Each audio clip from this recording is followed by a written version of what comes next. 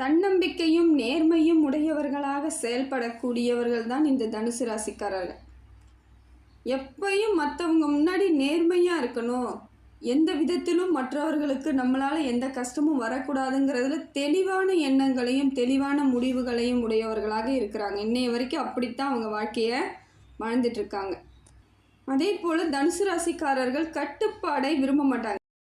தன்னிச்சையாக செயல்படணும்னு தான் நினைப்பாங்க. எப்பயும் எதிலும் கட்டுப்பாடு இல்லாமல் ஓரளவுக்கு நம்ம வேலை உண்டு, நம்ம செயலை செய்யணும், மற்றவங்க நமக்கு அறிவுரை சொல்லக்கூடாதுங்கிறதுல தெளிவாக இருக்கக்கூடியவர்கள் தான். ஆனால் இதுவே சில இடங்களில் இவங்களுக்கு பிரச்சனையாக போயிடுறது.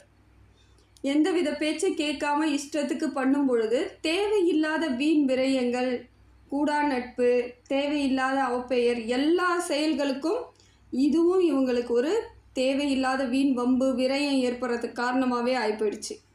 இவங்களுக்கே தெரியாமல் நிறைய பேர் மேலே இவங்க நம்பிக்கை வச்சதாங்க காரணம். இவங்கள் அறியாமல் செய்த சில தவறுகள் இன்றைய காலகட்டம் வரைக்கும் அதுக்கு சரியான அமைப்பு ஏற்படாமல் இவங்க தத்தளித்து நிற்கிறாங்க. இவங்க நினச்சி என்னன்னு பழகுறாங்க, எல்லாருக்கிட்டேயும் நல்லபடியாக இருப்பாங்க, நமக்கான நட்பு நமக்கான உறவுன்னு நினச்சி தான் இது நாள் வரைக்கும் அவங்களிடம் எல்லா விதத்தையும் சொல்கிறது, எல்லா ரகசியங்களையும் சொன்னது. பொருளாதார ரீதியாக நிறைய பிரச்சனைகளை இவங்க பல இடங்களில் அவங்களுக்கு சரி பண்ணி கொடுத்துருப்பாங்க. நான் இருக்கேன் உனக்கு, நீ ஏன் கவலைப்படுறன்ற மாதிரி எல்லா இடங்களிலும் இவங்க போயிட்டு அவங்களுக்கு சப்போர்ட் பண்ணதோட விளைவு இன்றைக்கு தேவையில்லாத குடும்ப உறவுகள் வரைக்கும் இன்றைக்கி பிரச்சனையில் சிக்கிக்கிட்டு இருக்கவங்க யாருன்னு பார்த்தீங்கன்னா தனுசு ராசி.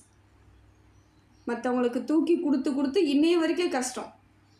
ஏன்னா குடும்பத்தில் பிரச்சனைகளை தீர்க்க முடியாத அளவுக்கு மற்றவங்களுக்கு இவங்க கொடுத்தது, மற்றவங்க நம்பிக்கை துரோகம் பண்ணது, மற்றவங்களால இவங்க அசிங்கப்பட்டது, குடும்பத்துக்குள்ளேயும் தேவையில்லாமல் தப்பான கருத்துக்களை தெரிவித்தது மற்றவங்க இதனால் குடும்ப பிரிவு எவ்வளோ சந்திச்சிட்டாங்க.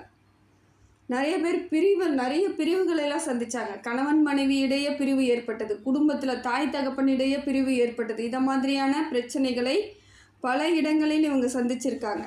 அதே போல் எந்த வேலை செய்தாலும் தடங்களாகவே ஆயிருக்கும். முழுசாக இவங்களால் அந்த முழுமையாக வேலையை முடிக்க முடியாமல் தடைப்பட்டு போய் காரியங்கள் பல வீணாக போயிருக்கும்.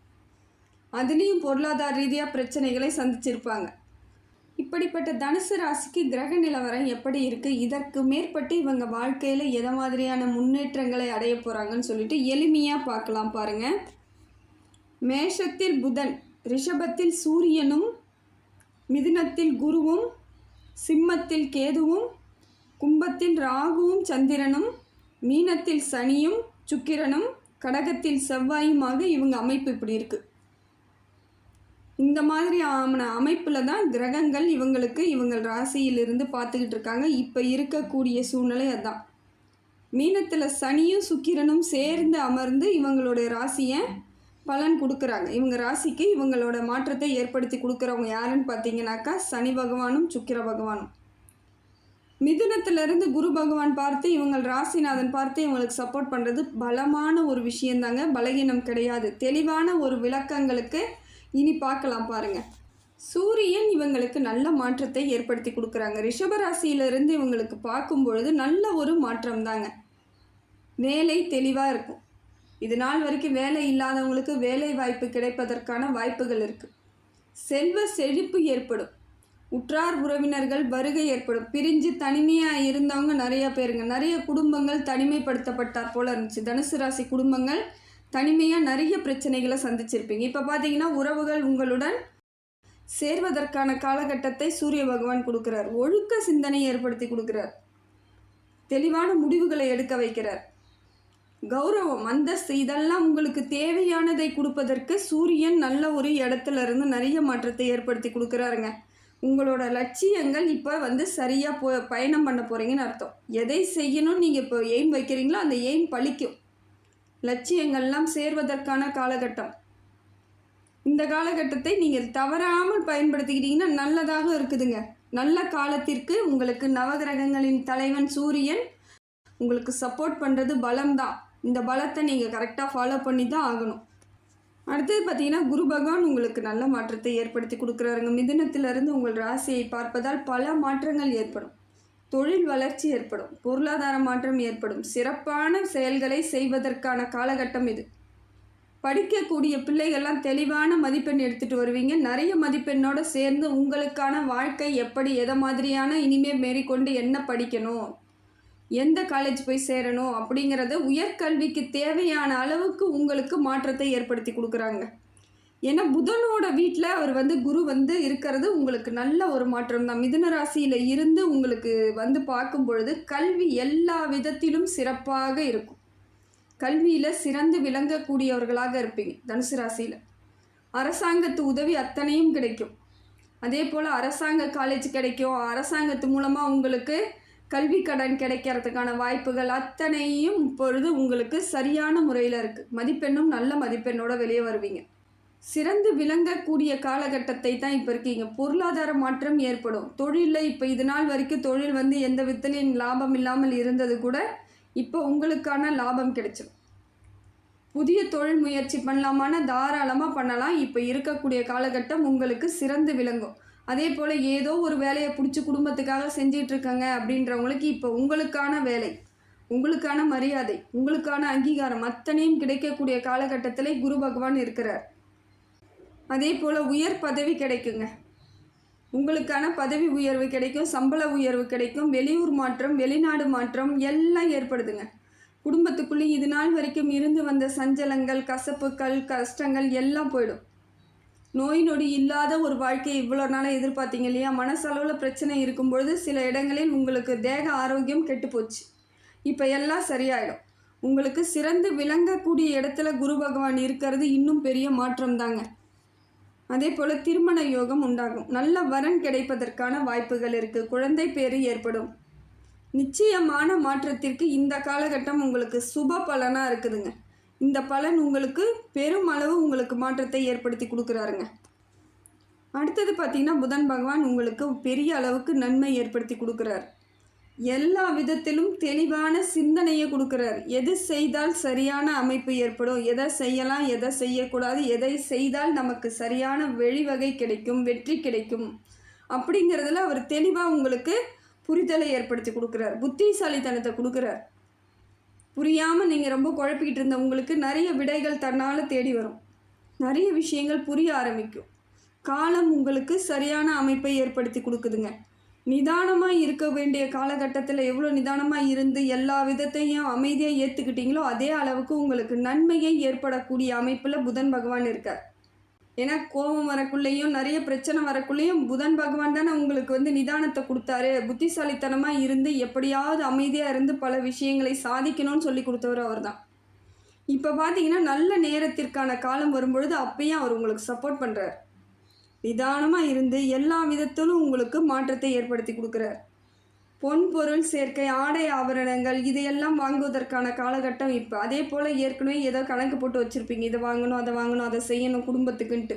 இப்போ அதையெல்லாம் செய்யக்கூடிய காலகட்டத்தை இப்போ புதன் பகவான் கொடுக்குறார்.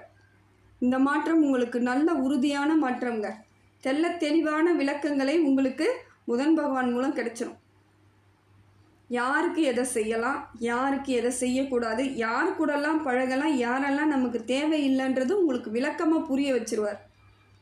எல்லார்கிட்டையும் நீங்கள் ரொம்ப நல்ல விதமாக பழகியிருப்பீங்க. ஆனால் அவங்க உங்களுக்கு கொடுத்தது ஃபுல்லாக ஒரு கஷ்டத்தையும் வேதனையும் தேவையில்லாத மன உளைச்சலையும் தான் கொடுத்துருப்பாங்க.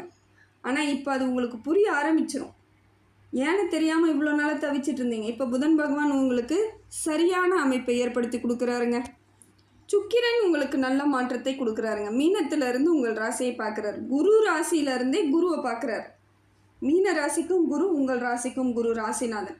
அப்படி இருக்கும் பொழுது உங்கள் ராசிகளை பார்க்குறதுக்கு மீன ராசியிலேருந்து பார்க்குறாரு. அப்போ அவரோட மாற்றம் எப்படி இருக்கும் பாருங்கள். ரொம்ப தெளிவான ஒரு நல்ல வழிவகையை செய்வதற்கான காலகட்டங்க. தொட்டது துளங்கும். எது செய்தாலும் கண்டிப்பாக உங்களுக்கு மாற்றத்தை ஏற்படுத்தி கொடுக்கும். தொழில் முன்னேற்றம் இருக்கும். பொருளாதார மாற்றம் இருக்கும். திடீரென ஒரு வரவுகள் ஏற்படும். திடீர்னு உங்களுக்குள் ஒரு மாற்றம் ஏற்படும். நிறைய விஷயங்கள்லாம் ரொம்ப கவலைப்பட்டுட்டு இருந்தீங்க, திடீர்னு பார்த்தா உற்சாகமாக இருக்கும். மனதளவில் உங்களுக்கு சந்தோஷத்தை ஏற்படுத்தி கொடுக்குறாரு. சுக்கிரன் உங்களுக்கு சரியான மாற்றத்தில் தாங்க இருக்கிறாரு. இதே போல் திருமண யோகமும் ஏற்படும். திடீர் திருமண யோகம் நிறைய பேருக்கு இப்போ அது நடக்கிறதுக்கான வாய்ப்புகள் இருக்குது. நீங்கள் நினச்சி கூட பார்க்க மாட்டீங்க, திடீர்னு பார்த்தா திருமணம் ஆகிருக்கும். இதெல்லாம் ஒரு நல்ல ஒரு அமைப்பில் இருக்கும்.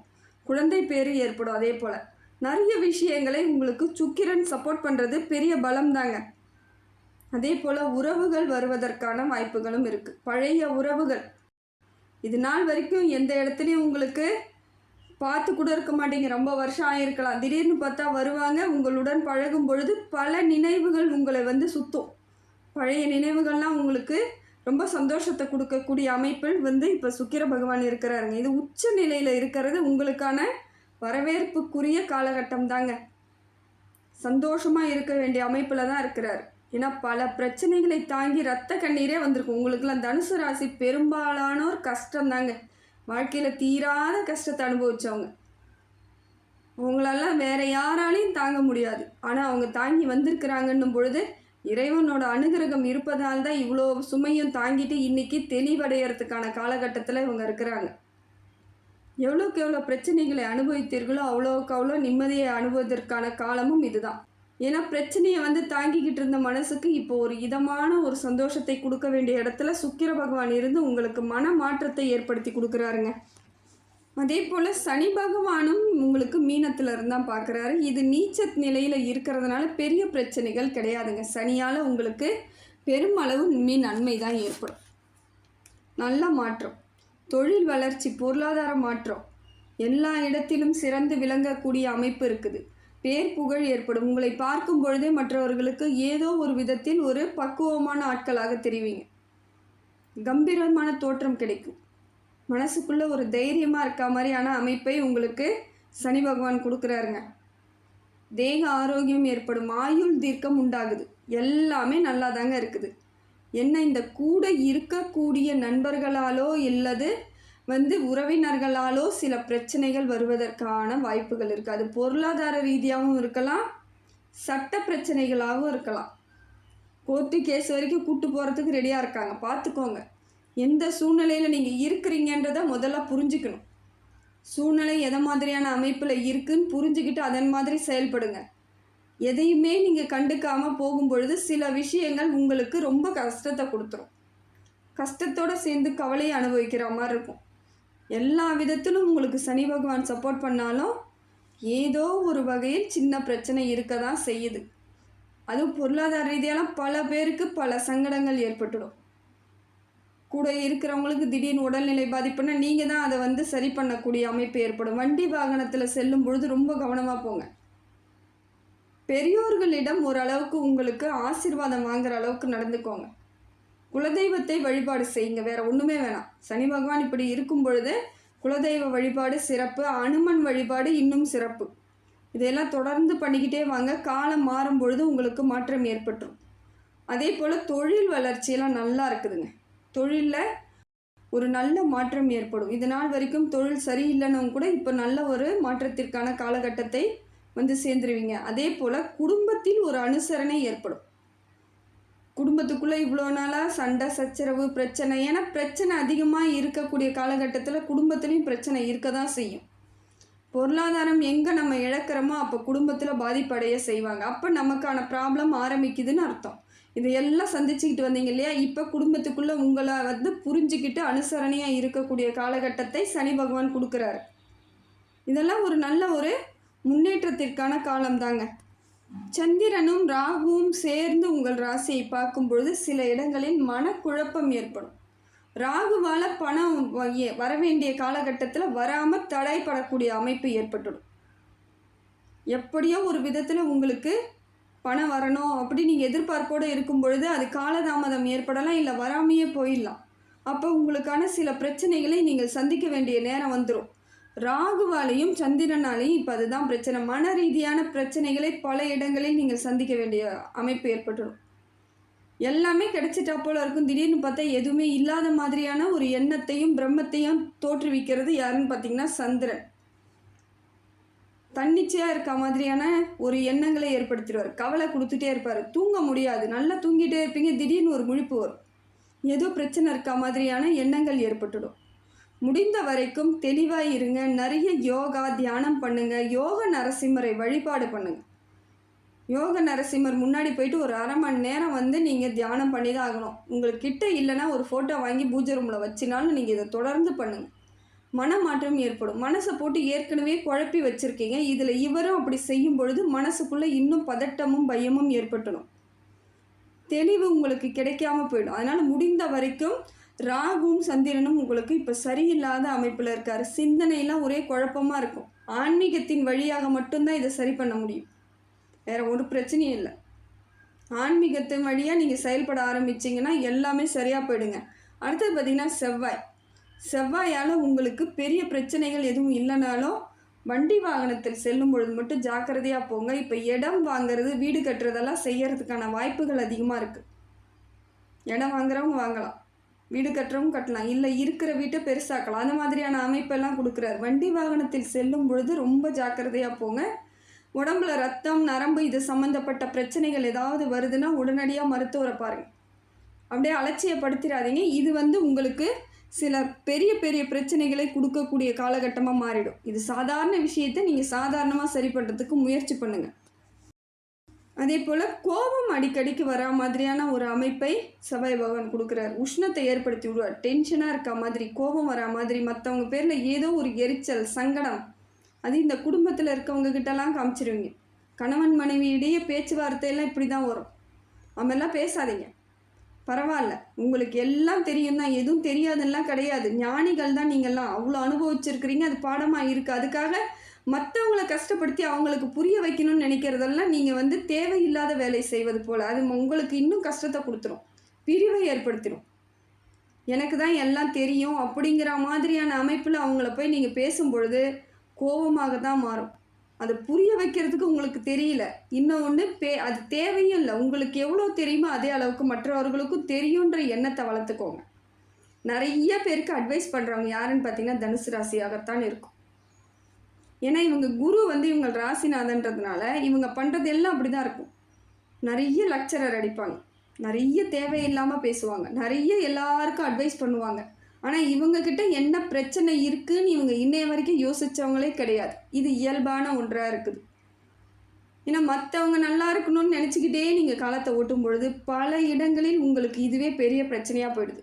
யாரும் நீங்கள் சொல்கிறதெல்லாம் கேட்க மாட்டாங்க. நீங்கள் சொல்கிறத கேட்டால் ஆனால் நிச்சயமாக நல்லா இருப்பாங்க, அது வேறு விஷயம். ஆனால் கேட்கலாம் மாட்டாங்க. ஏன்னா எல்லாருக்கும் நவகிரகங்கள் வேலை செய்யணும் இல்லையா? எல்லாம் நல்லா இருந்துட்டால் எப்படி ஆகிறது? அதனால் அவங்களும் உங்கள் பேச்சை கேட்க போகிறதில்ல, ஆனால் நீங்களும் நிறுத்த போகிறதில்லன்னு சொல்லிக்கிட்டே இருக்கீங்க. காலங்கள் ஓடிடுச்சு. இதுக்கு மேலே உங்களை மட்டும்தான் நீங்கள் பார்க்க வேண்டிய இடத்துக்கு வந்திருக்கிறீங்க. அதை நிச்சயமாக நீங்கள் பார்த்து தான் ஆகணும்.